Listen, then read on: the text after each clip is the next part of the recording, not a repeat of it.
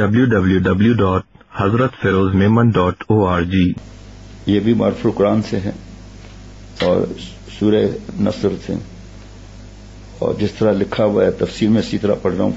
قرآن پاک کے اس ٹکڑے کو انہوں نے بیان فرمایا، فَسَبِّحْ بِحَمْدِ رَبِّكَ وَاسْتَغْفِرْ إِنَّهُ كَانَ تَوَّابًا.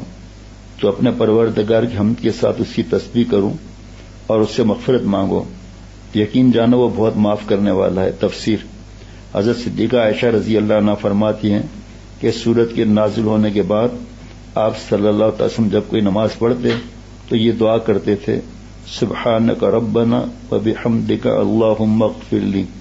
حضرت ام سلمہ رضی اللہ عنہ فرماتی کہ سورت کے نزول کے بعد اٹھتے بیٹھتے جاتے آتے ہر وقت میں یہ دعا پڑھتے تھے، سبحان اللہ وبحمدہ استغفر اللہ واتوب الیہ، اور فرماتے تھے مجھے اس کا حکم کیا گیا ہے.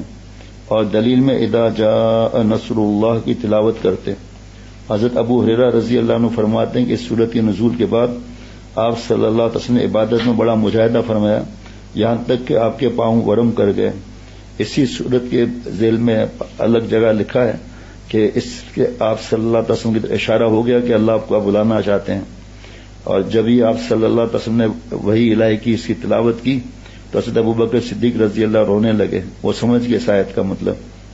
تو یہ بھی تو قرآن پاک کا میں عمل ہے، اس لیے دل چاہا کہ دوست بھی دیکھ لیں اس بات کو.